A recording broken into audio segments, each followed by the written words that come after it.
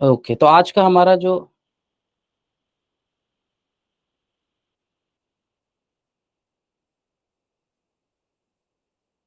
हमारा टॉपिक है वो टॉपिक है जी सेंट्रल प्रॉब्लम एंड पीपीसी। ठीक है जी। और इस टॉपिक पे हम आज का डिस्कशन करेंगे पूरा अपना। ठीक है, तो चैप्टर नंबर 1 स्टार्ट करेंगे आज हम। चैप्टर नंबर 1 के अंदर बेसिक चीज़ें हमने पढ़ ली थी। अब हम चलेंगे अपने टॉपिक पर। ओके, हाँ जी सर, तो स्टार्ट कर लेते हैं चैप्टर नंबर 1, इंट्रोडक्शन।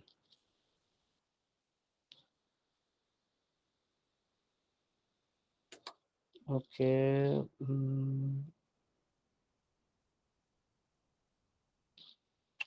2 मिनट, एक छोटा सा इशू हो रहा है। Where is my mouse?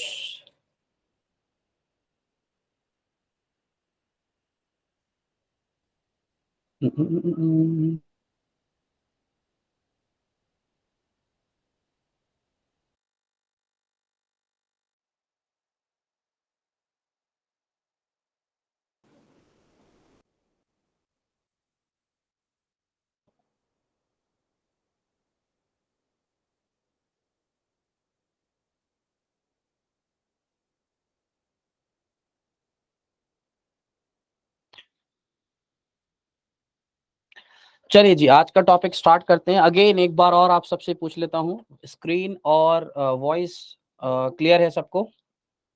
Yes sir. ठीक है जी, ठीक है। तो आज का हमारा first topic, chapter number 1, introduction of micro economics. तो सर, इंट्रोडक्शन तो पहले हम पढ़ चुके हैं। आज का जो टॉपिक है कहीं ना कहीं वो एग्जाम के पॉइंट ऑफ व्यू से बहुत इंपॉर्टेंट है, तो पहले हम वो टॉपिक पढ़ेंगे। और आज के सर हमारे टॉपिक हैं सेंट्रल प्रॉब्लम्स एंड पीपीसी। और भैया मोस्ट इंपॉर्टेंट चैप्टर है, ऊपर लिख देते हैं महा इंपॉर्टेंट टॉपिक्स। ठीक है जी। हाँ, महा इंपॉर्टेंट है क्योंकि ये आपको अपने एग्जाम्स में आप देखेंगे 3 to 4 मार्क में आपको यहाँ पे क्वेश्चंस मिलेंगे। ठीक है सर, तो स्टार्ट करते हैं सेंट्रल प्रॉब्लम से कि सेंट्रल प्रॉब्लम होती क्या है। तो बच्चा एक चीज ध्यान रखनी है, वो क्या है कि बेटा जब भी वर्ड प्रॉब्लम आता है तो प्रॉब्लम को ये मत समझा करो कि ये सिर्फ इंडिया की प्रॉब्लम है। तो इसका मतलब सेंट्रल प्रॉब्लम इंडिया की प्रॉब्लम नहीं है। This problem is facing by all economies. तो बिल्कुल भी ये मत समझना कि ये प्रॉब्लम सिर्फ कंट्री इंडिया को ही होती है या ये कोई टॉपिक अंडर डेवलप नेशंस के लिए है। नहीं, it is facing by all. चाहे आपकी कंट्री डेवलप्ड हो, चाहे आपकी कंट्री डेवलपिंग हो, और चाहे आपकी कंट्री अंडर डेवलप हो। ठीक है जी। तो ये सबकी ही कैटेगरीज है जिसको ये प्रॉब्लम फेस करनी पड़ती है।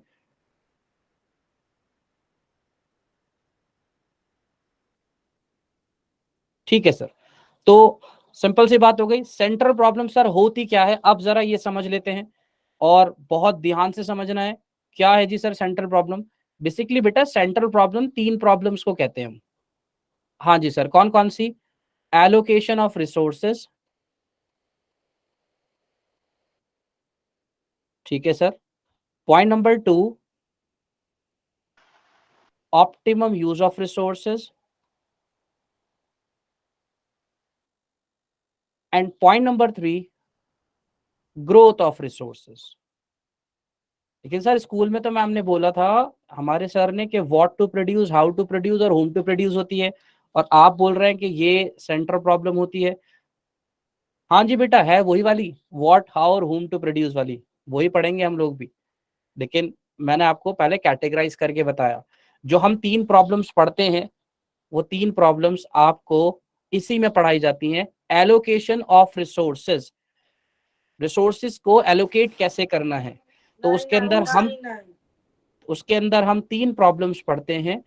First problem is what to produce, problem number 2 how to produce, and problem number 3 for whom to produce.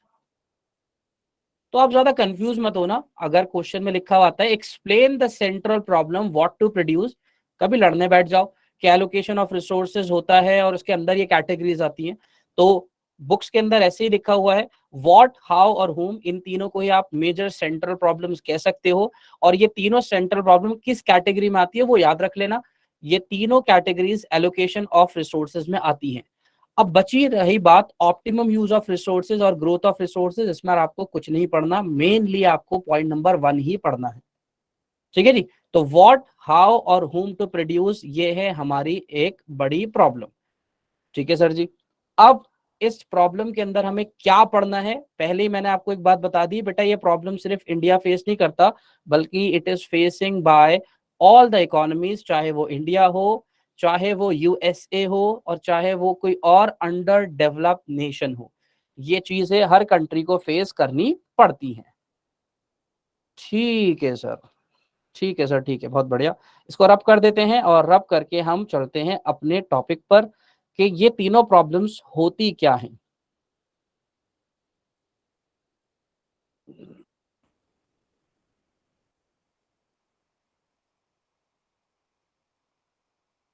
चलो जी, सबसे पहली प्रॉब्लम लिखते हैं सर, व्हाट टू प्रोड्यूस। हाँ जी सर, क्या है ये प्रॉब्लम व्हाट टू प्रोड्यूस। भैया व्हाट टू प्रोड्यूस की प्रॉब्लम ये है कि एक कंट्री जिसके पास रिसोर्सेज होते हैं, डिफरेंट डिफरेंट रिसोर्सेज, अब वो उन रिसोर्सेज की बेसिस पर कौन सी गुड को प्रोड्यूस करेगा। सर कौन सी गुड का मतलब क्या हुआ, भाई एग्जाम्पल ले लेते हैं।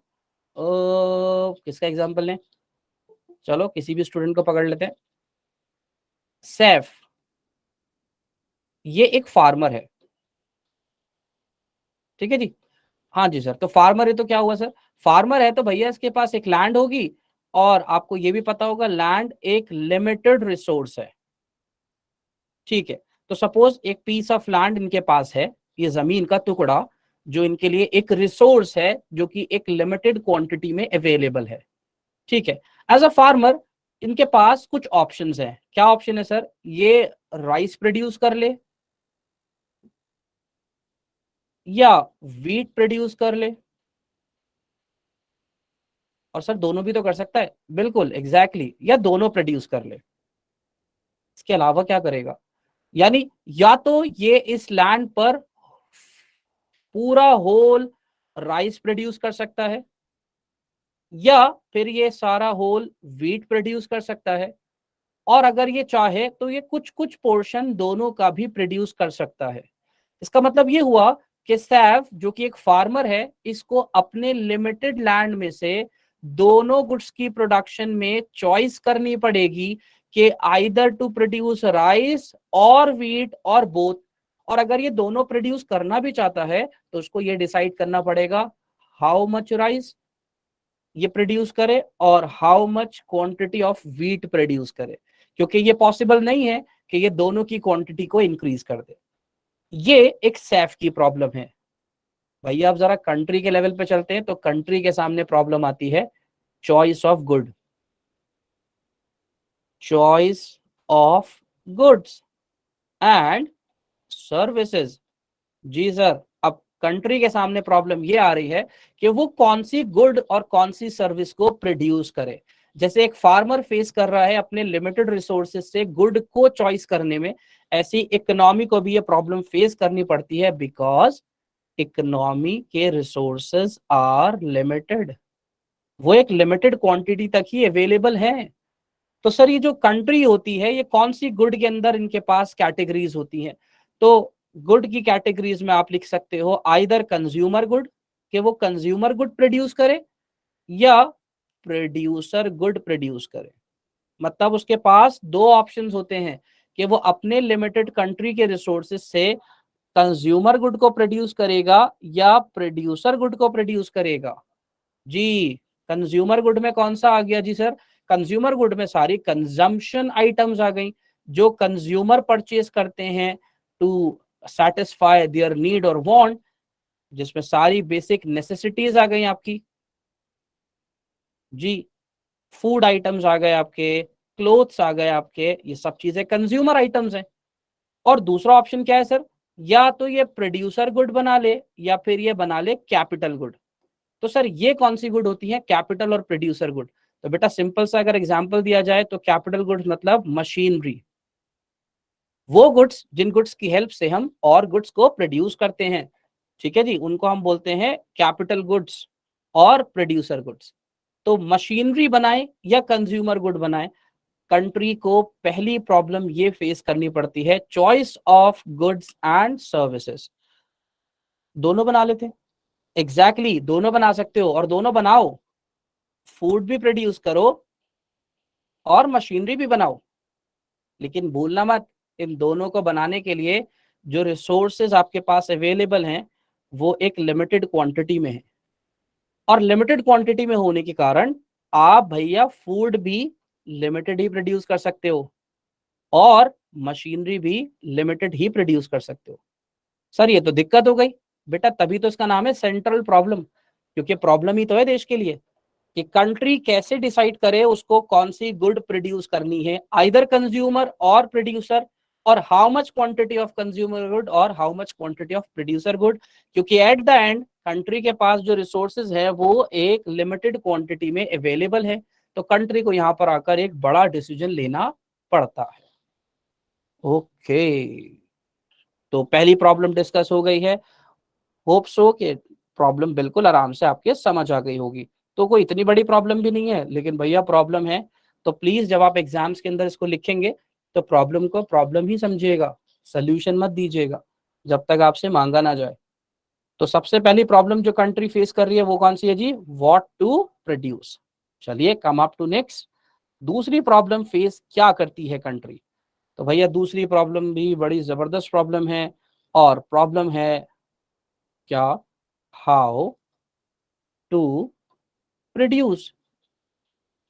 सर क्वेश्चन कैसे आएगा बेटा, सिंपल सा क्वेश्चन आएगा, explain the problem of what to produce, explain the problem of how to produce, explain the problem of for whom to produce with the help of an example. इस तरह से question आएगा, तो आपको अच्छे से इसको एक्सप्लेन करना होगा। ठीक है सर, अगली प्रॉब्लम पे चलते हैं। पहली प्रॉब्लम क्या थी, क्या चॉइस ऑफ गुड, कौन सी गुड प्रोड्यूस करनी है, क्योंकि रिसोर्सेज लिमिटेड थे तो हमें उनमें से कैटेगराइज करना है। अब चलते हैं दूसरी दिक्कत पर। सर ये क्या प्रॉब्लम है भैया, इस प्रॉब्लम को बोलते हैं choice of technique, choice of technique. How का मतलब है कैसे प्रोड्यूस करना है, तो कैसे प्रोड्यूस करना है मतलब गुड्स को प्रोड्यूस करने के लिए टेक्निक का यूज किया जाता है। तो हमारे पास दो टेक्निक होती हैं, लेबर इंटेंसिव टेक्निक और capital intensive technique. L labour, I intensive और टी टेक्निक। और दूसरी कौन सी टेक्निक है जी, दूसरी टेक्निक है सर कैपिटल इंटेंसिव टेक्निक। ठीक है सर, तो क्या डिफरेंस होता है भाई, पूरे वर्ल्ड में जो गुड्स को प्रोड्यूस किया जाता है वो इन दोनों में से किसी टेक्निक से यूज किया जाता है। पूरे वर्ल्ड में ही ये दो टाइप की हमारी टाइप ऑफ टेक्निक्स होती हैं। तो सर लेबर टेक्निक मतलब क्या है, लेबर टेक्निक मतलब जिसमें ज्यादा लेबर यूज होती है with less machinery, with less capital. और सर कैपिटल टेक्निक भैया इसका opposite, more machinery, more capital with less labour, बहुत कम लेबर का यूज होता है और मशीनरी का यूज ज्यादा होता है। ठीक है सर, तो सर लेबर टेक्निक का कोई एग्जांपल दे दो भैया। वो ठेला देखा आपने, हाँ चार पहियों वाला, इतना बड़ा सा ठेला, और उसके आसपास एक, दो, तीन, चार, और ये फ्रंट पे जो हमारे ड्राइवर साहब होते हैं वो एक ये ठेला खींच रहे होते हैं। इतना सारा इसके ऊपर ह्यूज सामान रखा हुआ होता है, लोडिंग हुई भी होती है, और ये सारा सामान ये लोग खींच रहे होते हैं, और आसपास में इतने सारे ये चार पांच लोग इसकी हेल्प कर रहे होते हैं, जो कि एक लेबर इंटेंसिव टेक्निक का एग्जाम्पल है। ओके, और कैपिटल टेक्निक का एग्जाम्पल, भाई कैपिटल टेक्निक का एग्जाम्पल जेसीबी। हाँ जेसीबी सर, ये तो कोई गाने का नाम लग रहा है। जेसीबी बेटा मशीनरी को बोलते हैं, देखा होगा आपने, बड़ी सी मशीनरी होती है, ठीक है जी, बहुत बड़ी। और ड्राइंग पे मत जाना, जज्बात समझो मेरे। तो ये एक बहुत बड़ी मशीनरी है जेसीबी, जिसके आगे मतलब एक पावरफुल मशीनरी जिसका यूज कर कर हम बहुत सारे लोगों का काम कर सकते हैं। यानी इस मशीनरी का यूज कर कर आप बहुत सारी लेबर का यूज कर सकते हो। जैसे अब अगर आप इस मशीन को यूज करोगे तो आपको ज्यादा लेबर की रिक्वायरमेंट नहीं होगी, तो कहीं ना कहीं सब्सटीट्यूट का काम कर गया ये। तो सर दोनों टेक्निक हमारे पास अवेलेबल हैं। अब क्वेश्चन ये बनता है कि सर प्रॉब्लम क्या है? प्रॉब्लम तो कुछ भी नहीं है, कोई सी भी यूज कर लो जो अच्छी लगे। एग्जैक्टली हम कोई सी भी टेक्निक का यूज कर सकते हैं। यस, हम कोई सी भी टेक्निक का यूज कर सकते हैं, लेकिन कुछ टेक्निक्स के कुछ बेनिफिट्स होते हैं और कुछ नुकसान होते हैं। चलो इंडिया की बात कर रहे हैं, जब इंडिया में पढ़ते हैं तो इंडिया के पॉइंट ऑफ व्यू से सर लेबर टेक्निक का क्या एडवांटेज है? भैया लेबर टेक्निक का एक सबसे पहला एडवांटेज है, it is in available at cheap rates, सस्ते दामों पर मिल जाती है। और क्या है सर? भाई एम्प्लॉयमेंट अपॉर्चुनिटीज है, इससे लोगों को रोजगार मिलता है बहुत। तो कहीं ना कहीं ये बेनिफिट है हमारे देश के पॉइंट ऑफ व्यू से। सर इसका डिसएडवांटेज बताओ, अच्छा क्या होगा?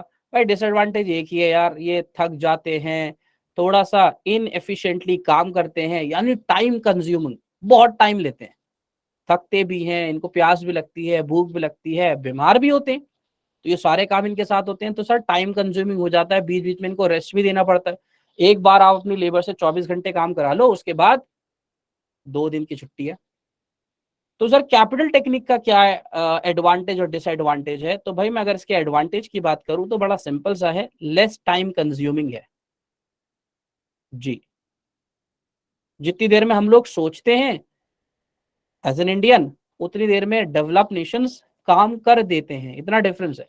क्योंकि वो यानी जो डेवलप नेशंस है मोस्टली वो कैपिटल टेक्निक का यूज ज्यादा करते हैं। सर डिसएडवांटेज क्या है इसका एज एन इंडियन? अगर हम इसको पढ़ना चाहते हैं तो इंडिया के पॉइंट ऑफ व्यू से इसका डिसएडवांटेज, यार इंडिया में ना काफी कॉस्टली है। क्यों कॉस्टली है? क्योंकि अपनी नहीं है, बाहर से इंपोर्ट करनी पड़ती है, तो इसलिए महंगी पड़ती है। तो अब आपको डिसाइड करना है कि आप लेबर इंटेंसिव टेक्निक यूज करोगे प्रोडक्शन के लिए या कैपिटल इंटेंसिव टेक्निक यूज करोगे।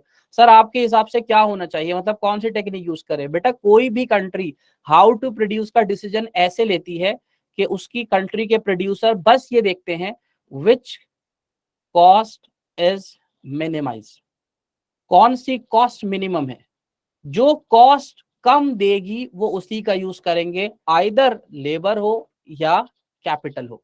तो आपके लिए दोनों टेक्निक्स हैं, लेकिन आप एज अ प्रोड्यूसर उस टेक्निक को यूज करोगे which minimise the cost of production.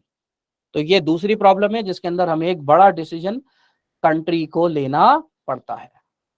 ठीक है जी, तो ये आपकी दो प्रॉब्लम्स हो गई हैं। अब हम चलते हैं अपनी थर्ड प्रॉब्लम की तरफ। ठीक है सर, थर्ड प्रॉब्लम है होम टू प्रोड्यूस, क्या प्रोड्यूस करना है सर ये भी समझ लिया। सर और आपने LIT की डिसएडवांटेज क्या लिखी थी? LIT की डिसएडवांटेज में सिर्फ हमने एक पॉइंट लिखा है, मोर टाइम कंज्यूमिंग। ओके। ठीक है जी, अब हम चलते हैं सर तीसरी प्रॉब्लम पे, और तीसरी प्रॉब्लम पूरी होते ही ये वाला टॉपिक हो जाएगा हमारा कंप्लीट। वाओ बहुत बढ़िया। तीसरी प्रॉब्लम है जी होम टू प्रोड्यूस। तो सर इसमें क्या दिक्कत है, कर लो किसी के लिए प्रोडक्शन, बेटा ऐसे थोड़ी ना होता है। हाँ अभी तो तुम अकेले हो ना इंडिविजुअल, जब फैमिली मेंबर बनोगे, जब फैमिली हेड बनोगे तब पता चलेगा। फिर एक फैमिली का क्या सोच रहे हो, ये तो पूरा देश है, 180 CR की पॉपुलेशन है, एज अ कंट्री हमें भी तो सोचना पड़ेगा। और इनफैक्ट हर कंट्री के अलग अलग पॉपुलेशंस हैं, उनके उनकी कैटेगरीज, उनके सेक्शंस अलग अलग हैं, कि उनमें अमीर भी हैं, गरीब भी हैं, सब है। तो होम टू प्रोड्यूस का मतलब क्या है? यहाँ पे सिलेक्शन ऑफ कैटेगरी है, सिलेक्शन ऑफ कैटेगरी। अच्छा, तो सर बहुत सिंपल है भाई, अपनी सोसाइटी को दो सेक्शंस में डिवाइड कर लो, एक लो इनकम ग्रुप, एक हाई इनकम ग्रुप।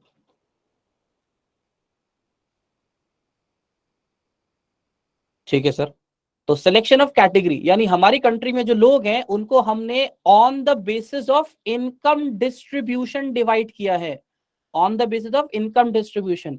तो हमने कहा जी एक साइड पर हमारी कंट्री के कुछ लो इनकम ग्रुप्स हैं और एक साइड पर हमारी कंट्री के सर हाई इनकम ग्रुप्स हैं। तो अब क्या करना है, अब ये करना है भाई कि तुम्हारे पास जो फैक्टर्स ऑफ प्रोडक्शन है, लैंड, लेबर, कैपिटल, एंटरप्रेन्योरशिप, जो हमारे मेन इंपॉर्टेंट 4 फैक्टर हैं, चाहे आपके पास लैंड हो, लेबर हो, कैपिटल हो और एंटरप्रेन्योरशिप हो, ये चारों factors of production are in limited counting. तो ये आपके पास लिमिटेड है। तो ये कैसे पॉसिबल है कि आप सोसाइटी के सारी कैटेगरीज के लिए सारा सामान बना दो? ये तो हो ही नहीं सकता। तो जब आपके पास ये फैक्टर्स ऑफ प्रोडक्शन भैया लिमिटेड क्वांटिटी में, land limited, labour limited, machinery और कैपिटल पैसा लिमिटेड, एंटरप्रेन्योर्स लिमिटेड, तो अब आपको इनको डिवाइड और डिस्ट्रीब्यूट करना है इन दोनों कैटेगरीज के अंदर। अच्छा, तो अब मुझे सामान जो बनाना है वो ये देखकर बनाना है कि मैं अपनी सोसाइटी की किस कैटेगरी के लिए सामान बनाना चाहता हूं, किस कैटेगरी के लिए, क्या नहीं, किसके लिए बनाना चाहता हूं। तो भैया बड़ी सीधी सी बात है, लो इनकम ग्रुप तो मोस्टली डिमांड फॉर नेसेसिटीज, ये तो नेसेसिटीज की डिमांड करता है ज्यादातर। तो सर क्या हाई इनकम ग्रुप नहीं करता? हाँ हाँ, ये भी करता है भैया, ये भी नेसेसिटीज चाहता है। रोज का दूध, ब्रेड तो इसको भी चाहिए जी, मिल्क भी चाहिए, ब्रेड भी चाहिए, ये भी मांग रहे हैं। और मिल्क एंड ब्रेड ये भी मांग रहा है, इनको कह रहा है जी हमें भी चाहिए, ऐसा थोड़ी हम इनके बिना जीवित रह पाएंगे। लेकिन लो इनकम ग्रुप कहीं ना कहीं अपने आप को बाउंड करता है सिर्फ नेसेसिटीज पर, यानी बस यही हमें बस यही चाहिए। क्योंकि भैया पैसा नहीं है ना, पैसा होता तो वो और चीजों की डिजायर्स करते उनकी डिमांड करते हैं, लेकिन क्योंकि पैसा इतना लिमिटेड है कि वो अपने सिर्फ नेसेसिटीज ही फुलफिल करना चाहते हैं। तो सर ये हाई इनकम ग्रुप वाले और किसकी डिमांड करेंगे? तो जरा सोचो, तुम्हारी जेब में अगर पैसा पड़ा है तो मिल्क और ब्रेड से बाहर निकलकर तुम्हें बहुत सारी चीजें चाहिए। वो कौन सी चीजें हैं? वो है लग्जूरियस गुड्स, लग्जूरियस आइटम्स। हाँ, अब तुम्हारे पास पैसा है, तुम चाहते हो यार कंफर्ट के लिए एक कार भी होनी चाहिए, और गर्मी बहुत होती है दिल्ली में, एसी तो कंपलसरी है सर, क्या बात कर रहे हो आप। लेकिन एसी को हम नेसेसिटी ट्रीट नहीं कर सकते, फैंस और कूलर्स तो काफी हैं, लेकिन एसी को आप लग्जूरियस में ट्रीट करते हो। तो ये सारी चीजें, कार, एसी, एक ह्यूज फर्नीचर आपके घर में, लैपटॉप, हाई स्टैंडर्ड फोन्स, ये सब चीजें आपकी लग्जूरियस आइटम है। तो हाई इनकम ग्रुप बोल रहा है ठीक है भाई, मिल्क ब्रेड तो हमें रोज चाहिए, प्लस हमें तो ये वाली गुड्स भी चाहिए। हाँ, हमारे पास तो एक्सेसिव पैसा है, हमारे पास परचेजिंग पावर है और पैसा इनफ है हमारे पास इन चीजों को खरीदने के लिए। तो हम तो चाहते हैं कि मिल्क ब्रेड के साथ कार भी प्रोड्यूस होनी चाहिए, हमारे लिए लोग एसी भी बनाए, हमारे लिए हाई स्टेटस गुड्स भी बननी चाहिए। और एक तरफ जो हमारा दूसरा ग्रुप है income group, low income group, वो बोल रहा है जी हमें तो सिर्फ नेसेसिटीज ही चाहिए। तो अब कंट्री को डिसीजन लेना है वो अपनी कौन सी सिलेक्शन ऑफ कैटेगरी के लिए गुड्स को प्रोड्यूस करेगी, लो इनकम ग्रुप के लिए या हाई इनकम ग्रुप के लिए। सर दोनों के लिए कर देते हैं, एग्जैक्टली दोनों के लिए करेंगे, लेकिन दोनों के लिए कितना कितना करेंगे, क्योंकि अगेन जो रिसोर्सेज हैं जिनसे तुम ये गुड प्रोड्यूस करोगे वो तुम्हारे पास लिमिटेड क्वांटिटी में अवेलेबल है। तो अगर दूध ब्रेड ज्यादा बनाओगे तो ऑब्वियसली कार कम बनेगी। अब आपको डिसाइड करना है कि आप अपनी इनकम, जो हाई इनकम ग्रुप है उनके लिए गुड ज्यादा प्रोड्यूस करोगे या अपनी कंट्री के लो इनकम ग्रुप के लिए। तो सर आपके हिसाब से क्या डिसीजन लेना चाहिए? मेरे हिसाब से और आपके भी हिसाब से हमें ऐसा डिसीजन लेना चाहिए जिससे maximum number of people satisfy हो जाए। जी, एग्रीगेट सेटिस्फैक्शन देखना चाहिए हमें कंट्री वाइज। भाई हमारी कंट्री में अगर पुअर्स है तो जरूर थोड़ी हर कंट्री में पुअर है, बहुत सारी कंट्रीज है जिसमें पोवर्टी कम है, अनएम्प्लॉयमेंट कम है, मोस्ट पीपल आर रिच, तो वो तो हाई इनकम ग्रुप पे फोकस करेंगे ना। तो ये डिपेंड करता है आपकी कंट्री के लोगों के ऊपर कि आपकी कंट्री में मैक्सिमम नंबर ऑफ पीपल कौन सी कैटेगरी से बिलोंग करते हैं, तो आप वो गुड प्रोड्यूस करो जिसमें ज्यादा लोग सेटिस्फाई हो जाएं। तो तीनों सेंट्रल प्रॉब्लम्स हमारी हो चुकी हैं। आप सबसे क्वेश्चन ये है कि जल्दी से एक रिप्लाई कर कर मुझे बता दीजिए चैट बॉक्स में कि ये तीनों प्रॉब्लम्स अगर अंडरस्टूड हैं तो फिर हम नेक्स्ट टॉपिक की तरफ मूव करते हैं।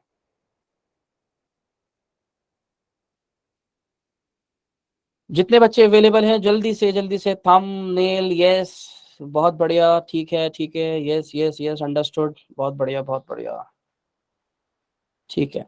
3 सेंट्रल प्रॉब्लम, और बहुत इंपॉर्टेंट है, याद रखना एग्जाम में तुम्हें जरूर मिलेंगी ये सेंट्रल प्रॉब्लम्स, और नहीं मिली तो बताए रखा है तुम लोगों को, फिर इसमें हमारा कोई दोष नहीं है, ठीक है। तो ये 3 सेंट्रल प्रॉब्लम हमारी हो गई हैं। तो एक टॉपिक तो सर आज का हो गया बिल्कुल खलास, पहला टॉपिक हमने क्लियर कर लिया है। अब हम चलते हैं जल्दी से अपने दूसरे टॉपिक की तरफ। टॉपिक है पीपीसी, और ये तो मैंने बताया था ना आप लोगों को, ये टॉपिक तो बहुत दिन दूर रहा है 11th क्लास से, लेकिन आप लोगों ने इतनी दुआएं करी, इतनी प्रेयर्स करी कि ये दोबारा से टॉपिक हमारे पास सिलेबस में आके मिल गया, यानी ये री ऐड हो गया। टॉपिक का नाम है पीपीसी। वाह, ठीक है जी।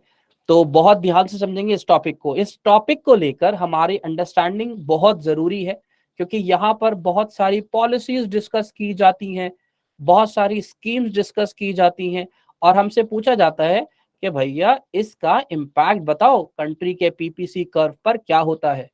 तो सर सबसे पहले तो यही समझा दो कि पीपीसी क्या होता है। तो भैया यहाँ वर्ड लिखा हुआ आ रहा है कर्व, इसका मतलब कि हम एक ग्राफिकल प्रेजेंटेशन करेंगे, ओके। और यहाँ पर हम पुट करेंगे कैटेगरीज ऑफ गुड्स। तो कोई सी भी 2 कैटेगरीज ले लेते हैं, जैसे लेट सपोज मैंने यहाँ पे मैंगो ले लिया, ठीक है जी। यहाँ पर हमने पियर्स ले लिया, या आपको भी जो आपके फ्रूट्स पसंद है वो ले लीजिए, वेजिटेबल्स भी ले सकते हैं, क्लोथ, पेन्स, कुछ भी ले सकते हो। बेसिकली 2 गुड्स लेनी है। अच्छा, अब पीपीसी को बनाने से पहले जरा पीपीसी की थोड़ी सी अजम्पशंस पढ़ लेते हैं, कि जिन जनाब ने ये टॉपिक, ये कॉन्सेप्ट हमें दिया था, उन्होंने क्या चीजें अज्यूम करी थी पीपीसी को लेकर। तो पॉइंट नंबर 1, उन्होंने कहा कि पीपीसी जो है वो हमें क्या शो करता है, कॉम्बिनेशन शो करता है बिटवीन 2 गुड्स ओनली। मतलब जब भी मैं पीपीसी बनाता हूं तो मैं पीपीसी 2 गुड्स का ही बनाऊंगा, अजम्पशन है। 2 से ज्यादा का भी नहीं बनेगा और 2 से कम का भी नहीं बनेगा। तो 2 गुड्स के बीच में हम पीपीसी बनाते हैं, ये अजम्पशन है। अच्छा, दूसरी चीज उन्होंने कहा, जो पीपीसी है उसको बनाने के लिए 2 चीजें बहुत इंपॉर्टेंट है, वो क्या है, रिसोर्स एंड टेक्नोलॉजी। भाई गुड्स को प्रोड्यूस करना है तो आपको रिसोर्सेज भी चाहिए और टेक्नोलॉजी। और उन्होंने कहा बोथ आर कांस्टेंट, ये कांस्टेंट रहेंगी, रिसोर्स एंड टेक्नोलॉजी, क्योंकि आपके पास एक लिमिटेड क्वांटिटी अवेलेबल है। तो आप इसको कांस्टेंट ही अज्यूम करके चलिएगा, कि जब भी आप अपनी 2 गुड्स की प्रोडक्शन चेंज करेंगे तो उसमें रिसोर्स और टेक्नोलॉजी कांस्टेंट रहेंगे, यानी there is no change in resource and technology. ठीक है सर, और क्या बताया उन्होंने, उन्होंने कहा कि ये जो आप गुड्स है और इन गुड्स को अब आप प्रोड्यूस करोगे, तो एक चीज याद रखना कि ये जो पीपीसी जो बना है, इस पर ये मैं कुछ पॉइंट्स ड्रॉ कर रहा हूं। सर ये पॉइंट्स क्या हैं, इन पॉइंट्स को कहते हैं कॉम्बिनेशंस। जी, मेरे पास डिफरेंट डिफरेंट कॉम्बिनेशंस हैं, जैसे combination A B C D, तो इनको हम कॉम्बिनेशंस कहते हैं। कॉम्बिनेशन का मतलब सर कि भैया देखो, अगर तुम 10 यूनिट पियर्स की बनाओगे तो 5 यूनिट मैंगो की बनेंगी। अच्छा, ऐसा नहीं करना, चलो ऐसा कर लो, 8 यूनिट्स तुम पियर्स की बना लो तो 7 यूनिट तुम मैंगो प्रोड्यूस कर लेना। अगर ये भी नहीं समझ आ रहा तो बेटा 5 यूनिट पियर्स की बना लेना और 4 यूनिट्स मैंगो की प्रोड्यूस कर लेना। तो ये मेरे सामने क्या है, डिफरेंट डिफरेंट कॉम्बिनेशंस हैं जो मैंने पीपीसी के ऊपर यहाँ हाईलाइट किए हैं। तो ये पीपीसी पर कॉम्बिनेशंस हैं। तो सर अजम्पशन क्या है, अजम्पशन ये है कि resources resources are fully utilised. ये अजम्पशन ली गई है कि ये जो कॉम्बिनेशन है ना, A B C D and E, यानी वो combination which are on PPC, जो सारे कॉम्बिनेशन पीपीसी पर बन रहे हैं, ध्यान रखना उस पर तुम्हारे रिसोर्सेज फुल्ली यूटिलाइज होंगे। मतलब आप ये जो A B C D E combination की बात कर रहे हो, ये अजम्पशन है कि रिसोर्सेज इस पर फुल्ली यूटिलाइज होते हैं। Resources are fully utilised on PPC. जो पीपीसी पर कॉम्बिनेशन बन रहे हैं वो ये इंडिकेट कर रहे हैं कि रिसोर्सेज आर फुल्ली यूटिलाइज्ड, कोई वेस्टेज नहीं है, कोई रिसोर्स खराब नहीं हो रहा। और लास्ट अजम्पशन क्या समझनी है आपको, all resources are not equally efficient। ये वाला पॉइंट जरा भैया ध्यान से समझ लेना। हाँ, ये वाला पॉइंट थर्ड और फोर्थ बड़ा कंफ्यूज कर देता है। सर अभी तो बोल रहे हो रिसोर्सेज फुल्ली यूटिलाइज होंगे। हाँ भाई, यही बोला है, रिसोर्सेज फुल्ली यूटिलाइज होंगे। जितने कॉम्बिनेशन पीपीसी पर बनते हैं उन पर आपके रिसोर्सेज फुल्ली यूटिलाइज होते हैं। लेकिन इसका मतलब ये नहीं है कि मैंगो के रिसोर्सेज और पेन पियर के रिसोर्सेज इक्वली एफिशिएंट होते हैं, ये नहीं है। इसका मतलब इस अजम्पशन से साफ लिखा हुआ पता चल रहा है कि अगर मैंगो में जो रिसोर्सेज यूज हो रहे हैं अगर वो मोर एफिशिएंट हैं तो भैया पक्की बात है पेयर के रिसोर्सेज आर लेस एफिशिएंट। ये है इस अजम्पशन का मतलब। इक्वली एफिशिएंट नहीं होंगे दोनों के रिसोर्सेज, ये मैं नहीं बोल रहा, इस टॉपिक की अजम्पशन बोल रही है। तो ये पहले से हमने चीजों को अज्यूम कर लिया। अजम्पशन 1 मार्क और एमसीक्यूज में बहुत आती है, थोड़ा ध्यान रखना आप कि अजम्पशंस यही होनी चाहिए। आर नॉट इक्वली एफिशिएंट है, इक्वली एफिशिएंट नहीं है। तो उसका मतलब साफ है, एक गुड पर मोर एफिशिएंट होंगे रिसोर्सेज तो पक्का दूसरी पर लेस एफिशिएंट होंगे। ठीक है जी। तो यहां पर आकर पीपीसी और उसकी अजम्पशंस हो जाती हैं। अब हम चलते हैं नेक्स्ट टॉपिक पर, वो है जी पीपीसी की डेफिनेशंस एंड प्रॉपर्टीज। तो अजम्पशंस को अच्छे से याद रखेंगे हम लोग। अब अजम्पशंस हमें आगे भी यूज करनी है तो थोड़ा ध्यान रखते हैं। और अब चलते हैं हम अपने टॉपिक पर, पीपीसी। पीपीसी की डेफिनेशन तो सर बहुत सारी डेफिनेशन है भाई। It is a curve which shows all possible combinations between a set of two goods। और यही बात अभी आपको बताई थी कि इसके अंदर जो है वो सेट ऑफ टू गुड्स ही होते हैं। ठीक है जी। और set of two goods then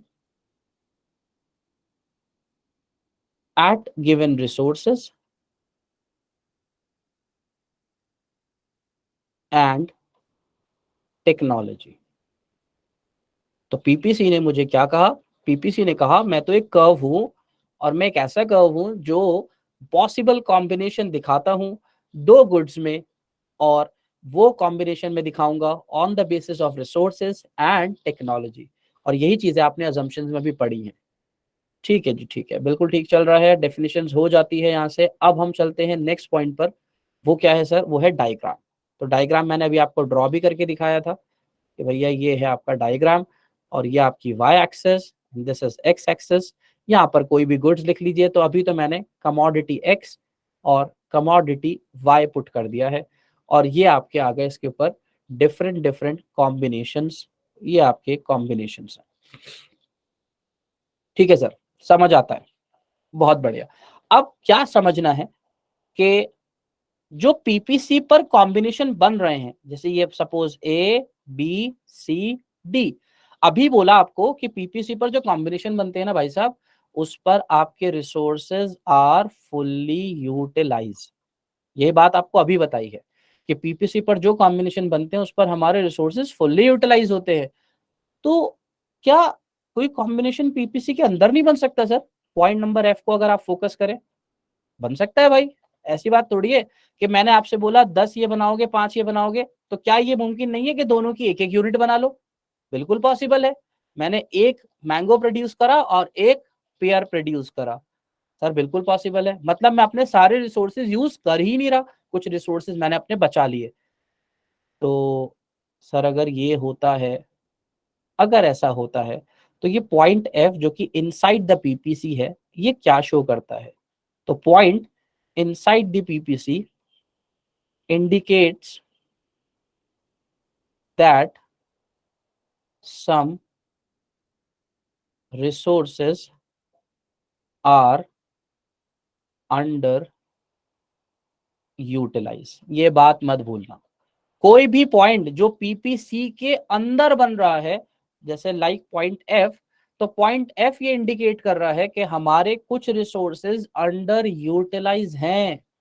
sir कैसे अंडर यूटिलाइज हैं? तभी तो भैया तुम पीपीसी के अंदर रह गए।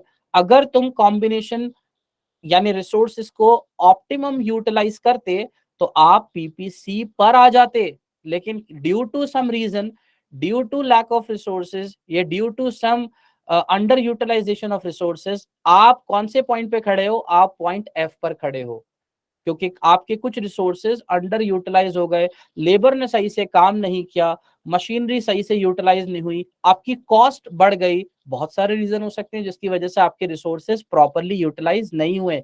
तो प्रॉपरली जब भी रिसोर्सेज यूटिलाइज नहीं होते तो आप इनसाइड द पीपीसी शो करते हो कॉम्बिनेशन। और अगर आपके रिसोर्सेज फुल्ली यूटिलाइज होते हैं तो इसका मतलब आप कहां पर शो करोगे? On PPC. तो ये बात आपको बिल्कुल अच्छे से याद रखनी है। ठीक है जी, तो डायग्राम आएगा एग्जाम के अंदर और आपसे पूछेंगे तो आप जरा ध्यान से सर बता देना। पीपीसी कर्व के बाहर नहीं हो सकता पॉइंट? पीपीसी कर्व के बाहर भी पॉइंट हो सकता है, अभी बता देते हैं इस पॉइंट को भी जी। जैसे लेट सपोज ये पॉइंट बाहर आ जाता है, ठीक है जी, मैंने इसको नेमिंग कर दिया जी। तो अब ये कह रही है कि जी पॉइंट है, ये क्या इंडिकेट करेगा? तो ये जो पॉइंट है, point A to E and then point F, मैं इनकी बात कर रहा हूं। तो जो पीपीसी पर बन रहे हैं और इनसाइड द पीपीसी बन रहे हैं, इन सारे कॉम्बिनेशंस को हम क्या बोलते हैं? अटेनेबल कॉम्बिनेशंस कहते हैं। Attainable, attainable mean sir achievable, आप ये अचीव कर सकते हो अपने रिसोर्सेज की हेल्प से। लेकिन अगर ये कोई पॉइंट आउटसाइड द पीपीसी चला जाता है, जैसे कि मैंने पॉइंट जी बनाया, तो सर ये क्या शो करता है? पॉइंट जी ये शो करता है कि ये पॉइंट अनअटेनेबल है। सर अनअटेनेबल मतलब? अनअटेनेबल मतलब कि जो गिवन रिसोर्सेज आपके पास है ना, उसके अंदर भैया अचीव नहीं होंगे। ख्वाब बहुत बड़े हैं आपके जी। तो सर कोई ऐसी बात थोड़ी है, ख्वाब बड़े देखने चाहिए। बिल्कुल बेटा, ख्वाब बड़े देखो, लेकिन ख्वाब को बड़ा करने के लिए रिसोर्सेज भी बड़े करने पड़ेंगे और टेक्नोलॉजी भी। इसका मतलब ये जो पॉइंट जी है, ये मेरे लिए एक टाइप का अनअटेनेबल कॉम्बिनेशन है, जो मैं अपने गिवन रिसोर्सेज से अचीव नहीं कर पाऊंगा। तो सर कुछ पॉसिबिलिटी है कि जी अचीव हो जाए? बिल्कुल जी अचीव हो सकता है, वो सिर्फ तब है जब ग्रोथ होगी आपके रिसोर्सेज में। जब आपके रिसोर्सेज बढ़ जाएंगे, कितने बढ़ जाएंगे कि आपका पीपीसी बढ़कर यहां पहुंच जाएगा, तब ये जी कॉम्बिनेशन आपको अचीव हो जाएगा। लेकिन वो सिर्फ तभी पॉसिबल है जब आपके रिसोर्सेज ग्रो करेंगे।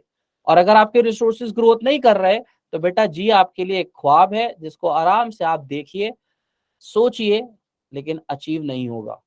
तो वो आपके लिए एक तरीके से अनअटेनेबल कॉम्बिनेशन है। तो inside the PPC under utilisation of resources, on PPC fully, on PPC fully utilisation of resources. Mute mute mute mute please, हाँ बीच में डिस्टरबेंस नहीं करें। और outside the PPC unattainable combination. तो यहाँ पर ये बात आपको याद रखनी है कि कौन कौन से पॉइंट कहाँ पर क्या इंडिकेट करते हैं। तो इसी के साथ ये टॉपिक हमारा पूरा होता है और अब हम मूव करेंगे पीपीसी की प्रॉपर्टीज पर।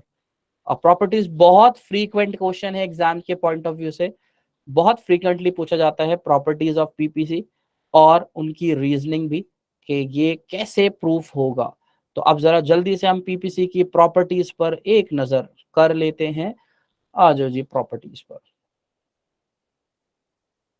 ठीक है सर, तो टॉपिक है प्रॉपर्टीज ऑफ पीपीसी। और यहाँ सर हमने बुक में पढ़ा था पीपीसी के आगे उसने कुछ और भी नाम लिख रखा था। तो भैया PPC is also known as PPF, production possibility frontier. अच्छा, और सर एक और पढ़ा था, हाँ बेटा वो दूसरा नाम था ट्रांसफॉर्मेशन कर्व। तो आ जाते हैं एमसीक्यूज के अंदर questions. PPC is also known as, तो आप थोड़ा ध्यान रख लेना, ट्रांसफॉर्मेशन कर्व और पीपीएफ प्रोडक्शन पॉसिबिलिटी फ्रंटियर भी कहते हैं इसको। अब चलते हैं, दो प्रॉपर्टीज हैं पीपीसी की जी। ये हमने बनाई दो लाइंस। और property number 1, it is left to right downward sloping. और property number 2, it is concave to the origin. अब इन दोनों प्रॉपर्टीज को बड़े अच्छे से समझ लेते हैं जिससे हम आराम से और इजीली इसको एक्सप्लेन कर सकें। तो एक बार मैं यहाँ साइड में पीपीसी फिर ड्रॉ कर देता हूँ। ये है आपका पीपीसी, ठीक है जी, कर्वी शेप है ये आपकी, और ये आपके combination good X and good Y. इसका कितना प्यारा ब्रश है। अरे भाई ये मूसा जो है प्लीज म्यूट। यस, ठीक है जी। तो left to right downward sloping पे चलते हैं। Left to right downward sloping कैसे है, तो आप कर्व देख ही रहे हैं कि फ्रॉम लेफ्ट टू राइट ये कर्व ऐसे जा रहा है। हाँ सर, जा तो रहा है बिल्कुल। तो सर ऐसा क्यों हो रहा है भाई, बड़ा सिंपल सा रीजन है, और इसी में नहीं आगे तक के लिए बता देता हूँ, फॉर्मूला बना लो अपने लिए। ये जितने भी कर्व बनते हैं ना ऐसे करके, ये लेफ्ट टू राइट, इनका एक बड़ा सिंपल सा रीजन होता है। ये एक्स एक्सिस है और ये वाई एक्सिस है। जब तुम एक एक्सिस को इंक्रीज करोगे तो साइमल्टेनियसली दूसरी एक्सिस डिक्रीज होगी। मतलब ये है भाई, यहाँ पर गुड एक्स लिखा है ना और यहाँ लिखा है गुड वाई। तो अगर एक producer want to produce more unit of X, वो चाहता है एक्स की प्रोडक्शन को बढ़ाना, तो बढ़ाने दो ना। हाँ सर बढ़ाने देंगे बिल्कुल, but simultaneously production of Y fall. मतलब सेम टाइम पर दोनों की प्रोडक्शन नहीं बढ़ सकती। इतनी मुश्किल से तो अभी सेंटर प्रॉब्लम बताई कि भैया अगर व्हाट टू प्रोड्यूस में ये प्रोड्यूस करना चाहते हो, ये दोनों करना चाहते हो, तो हमने क्या बोला था, दोनों में से एक ही ज्यादा हो सकती है। तो अगर अब तुम ये चाहते हो एक्स की प्रोडक्शन बढ़ा दूं मैं, तो साइमल्टेनियसली तुम्हें वाई की प्रोडक्शन कम करनी पड़ेगी। हाउ हाउ सर हाउ, क्यों? अगेन बेटा, जो रिसोर्सेज हैं आपके पास, resources are scarce, resources are limited. बताया तो था एग्जांपल लेके सैफ का। ये लैंड तो उतनी है ना, अब सैफ ये चाहते हैं कि मैं पहले इस पर वीट और इस पर राइस प्रोड्यूस कर रहा था, अब उनके मन में आ रहा है थोड़ा वीट बढ़ा दूं, तो बढ़ा दो, तो बेटा राइस भी तो कम हो गया ना। तो वीट जब तुम इंक्रीज करोगे तो राइस की प्रोडक्शन कम होगी, because resources are limited. That is why PPC is left to right downward sloping. ठीक है, सिंपल सा रीजन था। अब चलते हैं कॉनकेव टू द ओरिजिन। तो सर कॉनकेव होने का रीजन क्या है, तो बेटा कॉनकेव होने से पहले ये समझ लो कि स्लोप ऑफ पीपीसी होता क्या है। सर ये प्रोड्यूस के बाद क्या लिखा हुआ है? Produce more units of x. तो स्लोप ऑफ पीपीसी की बात करें अगर आपको, बड़ी सिंपल सी, तो सबसे पहले ये समझना जरूरी है कि पीपीसी का स्लोप, यानी जो ढलान बन रहा है पीपीसी का, ये किस पे डिपेंड करता है। तो यहाँ मैं बड़ा सिंपल से लिख रहा हूँ कि भाई पीपीसी का जो स्लोप है it depend on M R T. लो अब एक और नई टर्म आ गई, इतनी मुश्किल से तो पीपीसी याद हुआ था, अब एक और नई टर्म आ गई, एम आर टी किसे बोलते हैं। तो एम आर टी की मैं फुल फॉर्म लिख देता हूँ जी, मार्जिनल रेट ऑफ ट्रांसफॉर्मेशन, और it is also known as MOC, MOC, marginal opportunity cost। ठीक है जी, तो दो चीजें हो गई आपके पास, marginal rate of transformation and marginal opportunity cost. तो सर अब ये क्या होता है, तो भाई ये भी समझ लो ये क्या होता है, बड़ा आसान है। क्यों? क्योंकि अगर आपको पहली प्रॉपर्टी अच्छे से समझ में आ जाती है तो सच बता रहा हूं दूसरी प्रॉपर्टी बहुत आसान है। कि ऐसे अगर आपको फर्स्ट प्रॉपर्टी अच्छे से समझ में आ जाती है तो सेकंड प्रॉपर्टी आपके लिए बहुत इजी है। कैसे? लो बड़ा सिंपल सा एग्जांपल है, ये देखो, ये आपका पीपीसी बन रहा था, ये आपके डिफरेंट डिफरेंट कॉम्बिनेशंस थे। सपोज आप बी कॉम्बिनेशन पर हो और यहाँ पर आपकी प्रोडक्शन हो रही है, और आपकी प्रोडक्शन जो यहाँ हो रही है वो कुछ ऐसे है कि आप 80 यूनिट्स एक्स की प्रोड्यूस कर रहे हो और 100 यूनिट्स वाई की प्रोड्यूस कर रहे हो। एक सिचुएशन है ऐसी, आप 100 किसकी बना रहे हो, एक्स की यूनिट, और वाई की कितनी प्रोड्यूस कर रहे हो, 100। अब हुआ क्या, वही वाली बात जो भी बताई आपको, आपकी प्रेफरेंस ये बढ़ गई कि मैं एक्स की प्रोडक्शन बढ़ा लेता हूं, तो आपने बी से मूव कर अपने आप को सी कॉम्बिनेशन पे मूव किया। सी कॉम्बिनेशन पे मूव करने का मतलब वो कॉम्बिनेशन जिसमें अगर मैं आपको दिखाऊं तो एक्स की प्रोडक्शन बढ़ रही है और वाई की प्रोडक्शन कम हो रही है।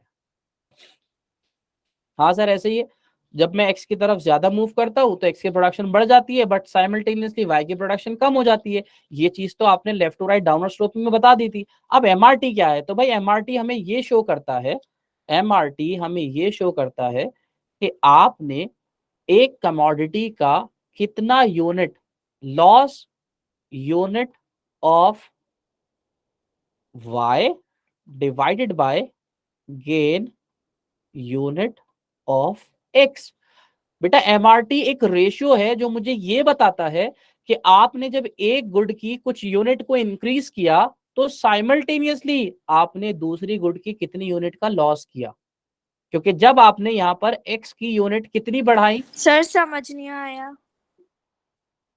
2 मिनट वेट कीजिए, मैं अभी कंप्लीट कर लेता हूं उसके बाद।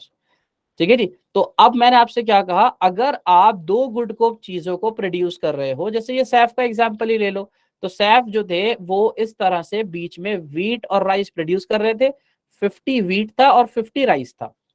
फिर क्या हुआ, इन्होंने सोचा यार व्हीट की प्रोडक्शन को बढ़ा देता हूं, तो इन्होंने क्या करा, व्हीट की प्रोडक्शन को बढ़ा दिया, व्हीट का एरिया बढ़ा दिया, प्रोडक्शन बढ़ा दी। कितनी बढ़ा दी, पहले ये दोनों 50-50 प्रोड्यूस करते थे, नाउ अब इन्होंने व्हीट की क्वांटिटी को 70 कर दिया है। ओहो, तो सर जब व्हीट का एरिया बढ़ जाएगा तो ऑब्वियसली सर राइस के पास तो रिसोर्सेज कम बचेंगे ना। जब व्हीट की प्रोडक्शन बढ़ी, व्हीट की प्रोडक्शन क्यों बढ़ी, क्योंकि रिसोर्सेज व्हीट में ज्यादा लगा रहे हो, तो व्हीट ज्यादा प्रोड्यूस हो रहा है, तो सर राइस की प्रोडक्शन कम हो गई। बिल्कुल राइस की प्रोडक्शन कम हो गई, कितनी कम हो गई, अब 40 रह गई सिर्फ। तो यहाँ पे जो वर्ड है ये ट्रांसफॉर्मेशन, ट्रांसफॉर्मेशन का मतलब क्या होता है, shifting from one two another, change हो जाना। तो अब आपने जो पहले दोनों के रिसोर्सेज इक्वली डिवाइड कर रखे थे, आपने व्हीट के रिसोर्सेज को इंक्रीज कर दिया, तो कहीं ना कहीं राइस के रिसोर्सेज शिफ्ट करके व्हीट के एरिया में चले गए और व्हीट की प्रोडक्शन बढ़ गई। तो पहले कितनी प्रोडक्शन थी 50 और अब कितनी प्रोडक्शन है 70, तो व्हीट ने कितनी यूनिट गेन करी 20 यूनिट्स। राइस पहले कितना प्रोड्यूस कर रहे थे 50 यूनिट, अब राइस कितना रह गया सिर्फ 40 यूनिट रह गया सर।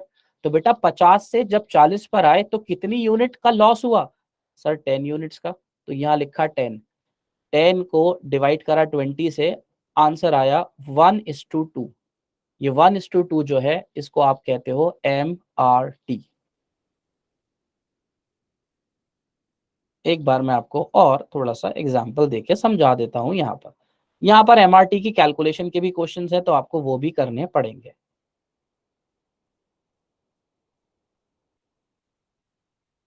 हाँ जी सर, तो एक एग्जांपल और ले लेते हैं। यहाँ मैंने एक टेबल ड्रॉ की है और एक टेबल के अंदर यहाँ मैंने 2 कॉलम बनाए हैं, good X and good Y. Good X में मैंने लिखा 0 1 2 3 और गुड वाई में मैंने लिखा है भैया यहाँ पर 100 देन 90 देन 70 और देन 40। ठीक है, दोनों गुड्स हैं आपके सामने, बिल्कुल सामने एक टेबल बनी हुई है। आपको इसमें MRT एस्टिमेट करना है कि ये MRT कैसे निकलेगा। तो मैंने आपको बता दिया बेटा, लॉस न्यूमरेटर में लिखना है और गेन डिनोमिनेटर में। लॉस मतलब चेंज इन वाई और गेन मतलब चेंज इन एक्स, एक यूनिट में कितना चेंज हुआ और दूसरी कमोडिटी में कितना चेंज हुआ। अब आपके सामने एक टेबल गिवन है, मैं आपको इसका MRT फाइंड आउट करके दिखा रहा हूं कैसे निकालते हैं। फॉर्मूला ध्यान रखो, लॉस अपॉन गेन। तो बेटा पहले तो ये कि एक्स और वाई में पहले ये देख लो कौन सी गुड लॉस कर रही है। तो वाई की यूनिट्स कम हो रही है, इसका मतलब लॉस कर रहा है वाई, और एक्स की यूनिट इंक्रीज हो रही है तो इसका मतलब गेन कर रहा है एक्स। ठीक है सर, बिल्कुल क्लियर है। तो बेटा पहला MRT है ना, डैश छोड़ दो।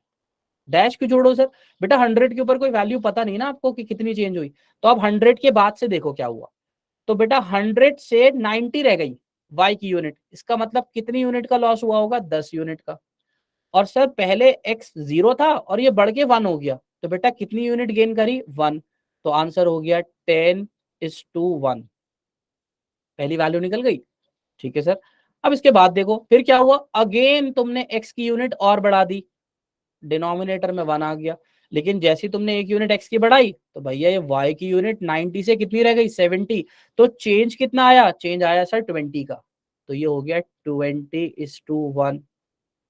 ओके, फिर क्या हुआ, फिर यूनिट 2 से सर 3 हो गई, तो बेटा गेन में कितना आ गया 1, और 70 लॉस हुआ था, अब कितना हो गया 40, यानी अब Y की प्रोडक्शन 70 से कम होके 40 रह गई है। कितना चेंज आ गया, 30 का चेंज आ गया सर, 30:1।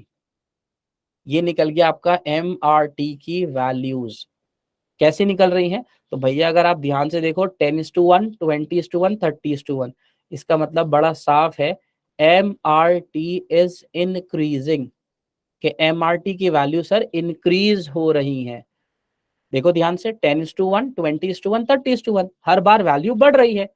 तो ठीक है सर, तो स्लोप ऑफ पीपीसी किस पर डिपेंड करता है, एमआरटी। और सर एमआरटी क्या शो करता है, MRT is the ratio of sacrificing unit of one good and gaining unit of another good.